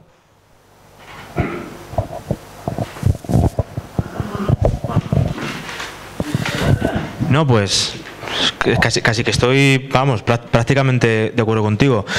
La referencia que haces al concepto legal, no la había pensado, pero efectivamente lo que pasa con los conceptos legales es que igualmente siempre están sujetos a revisión, porque tú tienes que poner unas condiciones y en ese mismo estado donde funciona ese código legal tienes otra sustancia con la que te puedes estar pillando los dedos. Las técnicas de reproducción humana. Claro, entonces, sí, o sea, o sea, desde el punto de vista del derecho, evidentemente podemos ofrecer un concepto categorial, si se quiere, de droga, pero a diferencia de las ciencias, no lo puedes anclar, ni lo puedes extender universalmente. Simplemente había una diferencia. Luego, el tema de... Bueno, claro, lo de los alimentos. Es que, por ejemplo, el alcohol, pues en muchas guerras se alimentaba cuando era la única comida, porque tenía muchas calorías. Entonces, ¿el alcohol es una droga o no es una droga? Entonces, claro, es que los parámetros que metamos, pues... Que a mi parecer siempre son artificiosos. Pero sí que me ha interesado lo del núcleo, todo lo del núcleo del cuerpo y la esencia, porque es una cosa que Jesús Cotilla me estaba planteando estos días atrás para que yo los incluyera, pero es que básicamente no tenía tiempo, no sabía, y vamos, y se me iba de las manos para esta conferencia, pero desde luego ahí hay que meterse, o sea, desde luego. Pero yo creo que lo has dicho, quiero decir que, de hecho, el propio Bueno decía que alimento es el alimento es su sustancia extrasomática que un cuerpo sano lo mantiene sano. De sano a enfermo es veneno. O droga, sí. Y claro, pero yo creo que ese sería el núcleo. Lo que sucede es que luego ese núcleo, ¿qué entendemos por sano o enfermo? Depende del canon. Y el canon, o sea, el canon que decía Bueno, que es lo que también nos determina, pues que un individuo, digamos, que no es normal, pero eso canon está... Una idea que salió debatiendo en Cuenca con Jesús Cotillas, no sé si te voy a responder con esto, que decía que al final, igual que pasa con las izquierdas, que también son evolutivas, que la izquierda no existe y que al final, digamos, el canon es el Estado para definir las izquierdas. Y luego estarían las izquierdas indefinidas, precisamente porque se olvidan del parámetro del Estado. Pues la droga, el parámetro que tendría, yo no sé si sería, estábamos hablando estos días, que podría ser el canon en tanto que ciudadano, quizá, o el canon del canon del individuo desde el punto de vista ético, al final podría ser, en función del cual y como ese canon siempre nunca se ve modificado, o sea, como siempre se ve modificado, pues pasa como con las izquierdas, que pueden ir apareciendo otras en función de la relación que mantengan con el Estado, que va cambiando también. No, yo no me quiero enrollar. No me quiero enrollar, pero vamos. Hombre, no se puede enrollar. O sea que primero felicitarte, luego vamos a ver, lo de la esencia, eso hay que hacerlo y hasta que no se hace, pues no se puede saber el recorrido que tiene, ¿no? O sea, no todo tiene que tener una esencia. Claro, o sea, hay muchas palabras que sencillamente no son completamente equívocas y entonces no puedes hacer una esencia porque los significados son tantos que no se pueden agrupar ni una esencia plotiniana de ningún tipo. Pero vamos a ver, en todo caso, si hay una esencia, ¿dónde ubicar esa esencia? O sea, entonces yo creo que el plano que faltaba por tocar, porque el ontológico ya lo has tocado y tal, y el político, pues ese era antropológico, porque desde luego lo que sí que se está de acuerdo es que es una sustancia. Sí. Entonces, sustancias, con esto de la sustancia, el arte sustancial y todo eso, entonces las sustancias sí que hay que meterlas ¿dónde? En el eje radial. Entonces, desde luego, las drogas, si son algo, son cosas. Y que tienen una fuerza, que tienen un significado especial, normalmente vinculado a la religión. Entonces, por ahí se podía, que es realmente, ahí es donde enfoca Marx. Cuando dice que la religión es el opio del pueblo, está vinculando el pueblo, que es la política, la religión, que es el plano de la religación con Dios, y el opio, que es la sustancia. Y entonces, ¿de dónde viene este asunto? Esto viene del fetichismo de la mercancía. Es un fetiche, es decir, es una cosa que tiene poder. Y eso está en el eje radial, ¿no? No son reacciones... Que se prohíbe, que siempre... Dice que sí, bueno, pero eso es una cuestión política. Eso no, quiero decir que es muy importante, ¿no? Porque la legalidad es entre Estados, además, es muy importante a nivel político, pero para no desenfocarlo desde el punto de vista antropológico, que es una religación, hay una religación ahí, porque no es circular, porque no es con hombres, no es angular, porque no es con animales, es radial, porque es con cosas. Y entonces ahí es donde aparece el fetiche ¿no? Unas cosas que tienen un poder especial, y etcétera, etcétera. Y entonces ahí se podía dar la vuelta, a ver qué te parece, ¿no? Entonces, si la esencia anda por ahí, pues se le podía dar la vuelta, la inversión de Marx podía ir por aquí, porque hay una religación, hay dos modos de religación, de religión, en ese caso no con los animales, sino de religación, dice, bueno, que es una con el cosmos y otra es con las cosas. Y cita precisamente los alimentos, en el sentido de la vida. Ahí cita, bueno, el primer género de religación es con los alimentos, y entonces están los fetiches. Entonces se le puede dar la vuelta a Marx, que no es la religión el opio del pueblo, sino que es el opio, la religión del pueblo. Es decir, de ser la droga algo que antropológicamente tiene una función social muy importante, de cohesión social de todas las tribus durante milenios y milenios, ¿no? Ahora ha pasado a ser una cosa psicológica, puramente psicológica. Esta inversión de Dios secularizada, pues es una droga, lo que te da la felicidad. La gente busca la felicidad en la droga. Y bueno, esto viene Huxley, la liberación, las puertas de la percepción, pero la liberación viene por la felicidad, te libera de estos problemas, ¿no? Que estabas diciendo, los problemas del mundo, etcétera, etcétera, ¿no? Entonces se le invierte a Marx ahí, no sé qué te parece. Pues sí, no, pero vamos, es que poco puedo decirte porque es que hay que meterse en toda esa cuestión de la esencia, del núcleo y del curso. No sé qué puedo... La gente no tengo nada que añadir, Luis Carlos. No sé si alguien más... Gracias. Yo solo quería hacer un comentario a ti, si te puedo tutear. Que pienses, por ejemplo, en el alcohol que ha dicho él, bebidas muy a la vista, la Coca-Cola y el Jägermeister. La Coca-Cola, hay verdaderos adictos a la Coca-Cola. O al Red Bull o al...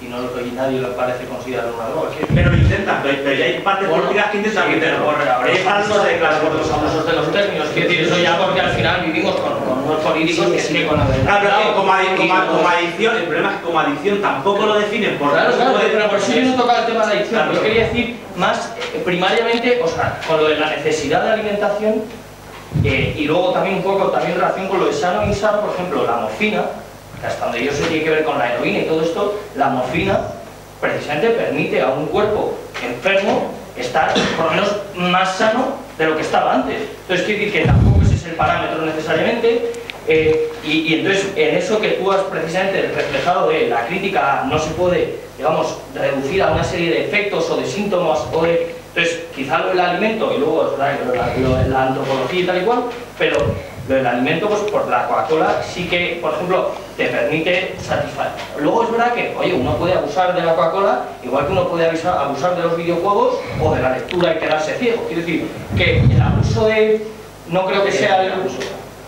Bueno, claro, pero es un alimento, la Coca-Cola, y el Jägermeister igual, se lo tomaban los cazadores para aguantar y era alimento, porque necesitaban calorías. Pero el alcohol, o sea, bueno, no sé, es que, o sea, yo no sé, o sea, yo le era como aproximativo, más que como por poner un núcleo a la idea, yo no tengo, no sé, no, la verdad que Sí, pero que sí, está muy bien, pero hay que verlo con todos los... Hola. Hola, muy buenas. De Cuenca. Básicamente es un poco redondear cosas que has ejercitado y que no has representado y que picotean un poco de lo que dice Luis, de lo que dice él, lo que dice Carlos y lo que tú has ejercitado pero no has representado. Efectivamente, estuvimos hablando en Cuenca de la posibilidad de elaborar una... Aunque Carlos lo refute, no de todo se puede hablar de en esencias, pero sí que es verdad que existe una posibilidad de establecer una teoría de la esencia, al igual que de la religión, de las drogas. Porque, por analogía, sí que tenemos que podemos establecer el núcleo, el cuerpo, el curso. No me voy a... No, por favor. No me pongo nervioso, pero vamos. No, sí, se puede hacer. No, en el sentido, yo dejo esbozadas unas líneas en el sentido de que a través de Escotado él mismo ha determinado una serie de fases: primaria, secundaria, terciaria, que serían análogas a la teoría... análogas en el sentido de fases, ¿no? de la religión primaria, secundaria, terciaria. Falta el núcleo generador. El núcleo generador, que en el caso de la teoría de la religión son los númenes, pero fijaos que ahí estamos hablando de los animales, de la relación de los hombres con los animales. Estamos hablando del espacio antropológico, del eje radial del que estaba hablando Luis, como después emerge el eje angular, y podríamos establecer esa analogía, establecerla, podría ser una analogía de atribución, ni más ni menos, porque tienes un núcleo generador que sería podría ser el alimento que se transforma en medicamento, porque el medicamento es aquel cuando el alimento se convierte en tormento, por ejemplo, ¿no? Entonces, medicamento y alimento son alimentos que están ahí. Podríamos también establecer analogías en el sentido de que efectivamente hay verdaderas religiones, tanto la islámica, la católica, la que queráis, ¿no? Verdaderas religiones, y nunca puedas llegar a establecer cuál es la religión verdadera. Puedes establecer el curso, pero todo eso no surge ex nihilo, ¿no? Sino que está involucrado una serie de elementos. Evidentemente, como él comentaba, estamos hablando de la definición de drogas. Siempre que estemos en el plano del individuo corpóreo, no vamos a llegar a ninguna definición, a ninguna. Es decir, que es la fisicalista que tú has impugnado como reduccionismo M1. En fin, cuando hablamos de individuo, de sujeto corpóreo, biológico, pues entonces no llegamos a ninguna parte. ¿Por qué? Porque... y es la parte trascendente, la que convierte en idea, es elevarlo al plano de ciudadano. Son dos planos distintos, están coordinados. El hombre lleva en sí la mochila de hombre y de ciudadano. Entonces, el Estado, a través del eje pragmático, del espacio noseológico, en el eje pragmático, y a través de las normas, que están ejercitadas inmediatamente por todos los estados, en las jerarquías, en no sé qué. Ahora tú no puedes consumir una droga más que aquello que te diga el Estado. Tú no puedes tomar un medicamento si no te lo prescribe un médico. Es decir, las normas están funcionando.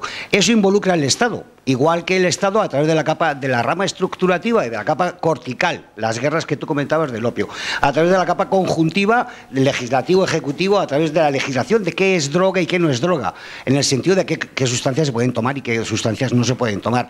Es decir, ni un médico es capaz de dar una definición de droga, no es capaz de darlo porque lo haría desde el punto de vista exclusivamente del individuo. Podrá hablar de los efectos que le provoca al individuo, pero el que tiene la última palabra y la ejercita, aunque no lo diga, es el Estado. El Estado define el canon, que es lo que decía Carlos, el convertir al enfermo en sano. Es un canon. ¿Quién decide el canon?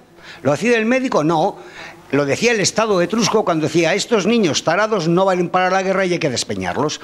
No lo decía la familia, y el buen padre cogía a ese niño tarado, no apto para la guerra, y lo despeñaba. Entonces es el canon del ciudadano. El plano que tenemos que utilizar es el ciudadano. Entonces tenemos a las drogas como una idea que está utilizada a su antojo, como un arma eficaz que tiene el Estado para preservarse en su eutaxia contra otros estados o en sí mismo. De tal manera que tenemos una posible teoría de la esencia, habría que desarrollarla, de las drogas, y queda lo de la religión y las drogas, a través de la frase esa, sea de Marx o sea atribuida, la religión es la droga del pueblo. Tienes religión y droga como elementos que pueden confundirse y no sería muy difícil establecer un salto de la una a la otra, porque además están conectadas dentro del Estado, que a través de su capa conjuntiva, cortical, basal y a través de su rama estructurativa decide si planta, como Marruecos, planta hachís, planta marihuana, planta lo que sea, y tienes al Estado funcionando con todas sus capas, con todas, directamente, pero es el que establece el canon legal a través del eje de las normas, del eje pragmático, que es el que define directamente cuándo le interesa definir una sustancia como droga y cuándo no. Y hacen lo mismo como la Unión Europea ahora con qué es una energía verde. Ahora interesa que la energía nuclear y el carbón o el gas sean energías verdes, subo el listón y a partir de ahora, ¿por qué? Porque pueden. Yo perdonar que a lo mejor no lo he entendido muy bien, pero quería comentar un caso en que creo que la droga se ha manifestado por sí misma, que es el caso del escándalo que ha habido en Estados Unidos con los opiáceos, en que se ha vendido como medicina y ha resultado ser una droga. Entonces debe haber ahí una frontera en la que una cosa vendida, vendida como... Porque también debe haber por ahí un fundamentalismo de la salud. Vendida como painkiller se convierte en una cosa que lo que hace son adictos. Con lo cual, la droga existe en sí, porque el escándalo de Oxycontin y las indemnizaciones que ha tenido que pagar Purdue Pharma son un hecho. O sea, han sembrado de opiómanos Estados Unidos cuando la opiomanía en Estados Unidos no existía desde hacía mucho tiempo. Y lo han hecho a través de un medicamento. Claro, pero si ese Estado con ese problema es incapaz de hacer valer una condena por esa droga, pues entonces... Es que si no, luego no se oye. Un apunte de aquí. Sí. Los propios estados, por lo menos los occidentales, los medicamentos son drogas. O sea, legalmente, el concepto legal no distingue entre medicamento y droga como contrapuestos, sino... Pero cuando haces una distinción, obviamente, no puedes decir... De nuevo, no te sirve para... Claro, eso digo. Sí. Ilícita y porque hay ilícita. Claro, que no tiene más alcance que ese, es lo que digo, pero que... Que bien, claro, si el Estado puede dar definiciones y que en un contexto dado sean funcionales. Por eso quería ver yo en qué momento desbordamos, digamos, lo puramente jurídico o legal en la idea de droga. Entonces, o sea, es verdad que... Pues yo creo que cuando es otro Estado, cuando tú plantas una definición, necesariamente estás cuestionando otra. Claro, pero la otra definición también es legal, quiero decir que sigue siendo categorialmente... En otro Estado. Claro, Entonces, pero sigue siendo una... Pero precisamente porque los derechos son de cada país, o sea, es que el derecho nacional el que determina eso, seguimos sin desbordar el campo jurídico o legal, si se quiere. Es decir...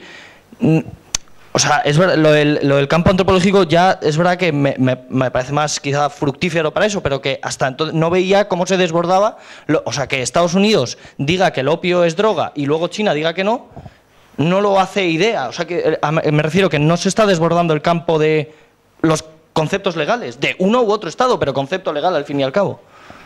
Un apunte muy rápido, rapidísimo. Simplemente, cuando se dice que Zelensky está tomando cocaína, ¿Zelensky se droga o se medica? No.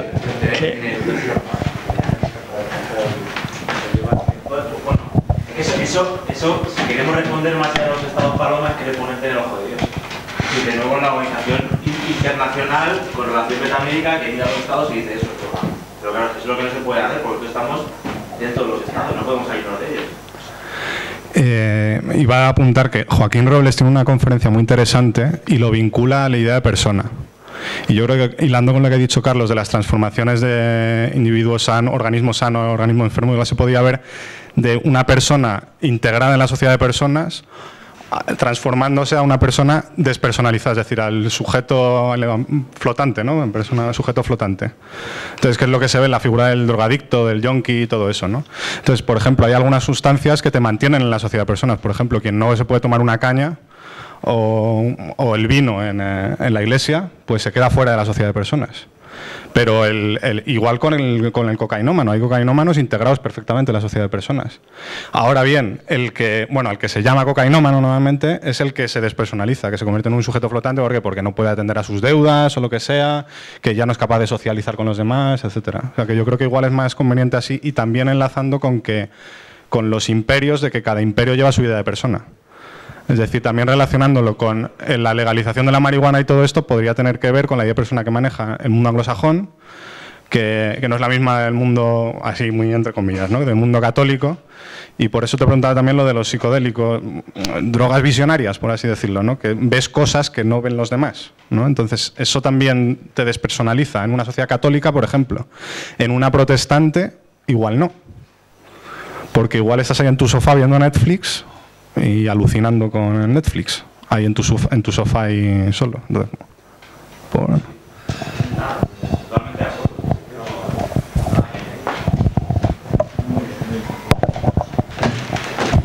A mí, bueno, si me permitís, antes de que haya alguna, ya que seas tan animado, yo creo que el problema continuamente que estamos aquí viendo es que era lo que comentaba ahora la compañera, que efectivamente, o sea, no nos podemos quedar solo en la legislación, pero claro, la legislación tiene que tener alguna base pues en la bioquímica, en lo que sea. Lo que sucede es que tiene que incorporar esos elementos. Claro, lo que sucede es que el problema es que la bioquímica a su vez está tamizada por la sociedad. Quiero decir que, qué sé yo, que Freud tomaba cocaína habitualmente, pero la tomaba para trabajar. Y sin embargo no concebimos a Freud como un cocainómano.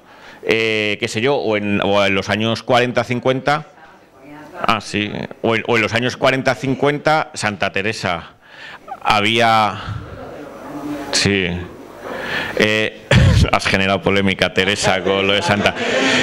Vamos a dejar el ron Santa Teresa y y luego, por ejemplo, el hecho de que en los años 40-50 en España había en casa láudano.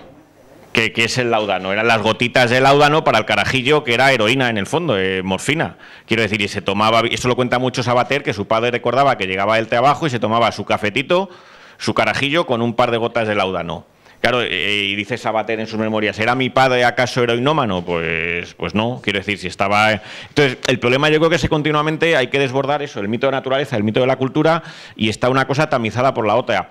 Y entonces, y hablando de lo que comentaba Jesús, claro, el problema es que yo creo que esto no es un problema solo de las drogas, sino también de la propia medicina, que es normativa. Y que la medicina que es normativa, orientada a mantener la firmeza de los individuos, el problema es que el canon de ese individuo pues es un canon que también es natural, pero también es social. Claro, es que el problema es que continuamente hay que estar conjugando ambos factores, con lo cual el corte es que no lo podemos... Claro, la persona, pero claro, la persona, una cosa es la persona, lo que comentabais en las sociedades anglosajonas, otra en las católicas, con lo cual al final es que el problema es que estamos intentando construir una definición cuando está muy, muy cortado. Yo sí que creo, sin embargo, que sí que se podría hacer una teoría de la esencia, donde el género generador sería efectivamente el alimento. Claro, que se haga.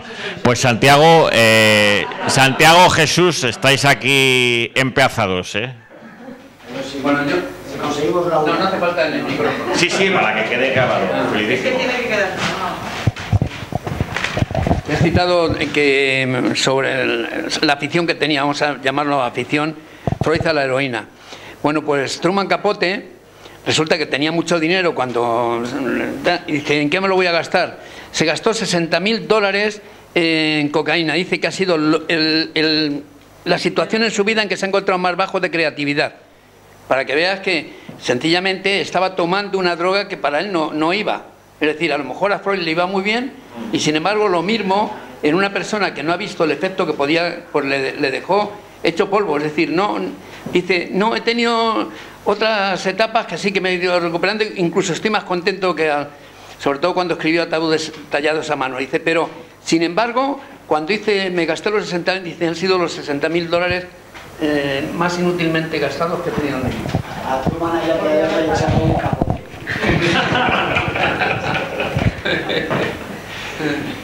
Vale, pues nada, más cuestiones. Pásalo. Pues si no hay más cuestiones, cuento una pequeña anécdota que me acabo de acordar, que una de las veces que yo fui a la fundación, de las primeras veces, de esas sesiones que hacía Bueno en la sala, le habían pedido pues de una fundación de ayuda contra la drogadicción, es que me he acordado, o sea, lo tenía en un recuerdo totalmente olvidado y aquí a ver me he acordado. Y entonces le preguntaban a Bueno que hiciera pues eso, pues algún tipo de idea que les diera para hacer alguna campaña contra la drogadicción, ¿no? Y bueno, creo que por ahí circula un pequeño esquema que hizo de las drogas, que no sé dónde, yo lo he visto por algún lado, no sé, no me acuerdo, está por ahí. Pero la idea que decía Bueno con mucha sorna es que la única idea que se le ocurría a él para frenar esto de las drogas a día de hoy, ¿no?, era que un drogadicto no podía ser un buen votante democrático, ¿no? Y entonces decía que era contrarrestar, lo decía claro con mucha ironía, el auge de las drogas con el fundamentalismo democrático, ¿no? Poner uno frente a otro, ¿no? Y entonces que las campañas fueran con que un drogadicto, pues que eso, que no podía llegar a meter la papeleta en la urna. Y bueno, pues sí, dicho esto, pues si no hay más cuestiones, pues también nosotros nos merecemos ahora un vino, ¿no? Y sobre todo estar en el centro riojano y simplemente pues darte muchas gracias, Santiago, por esto, animarte a que esto...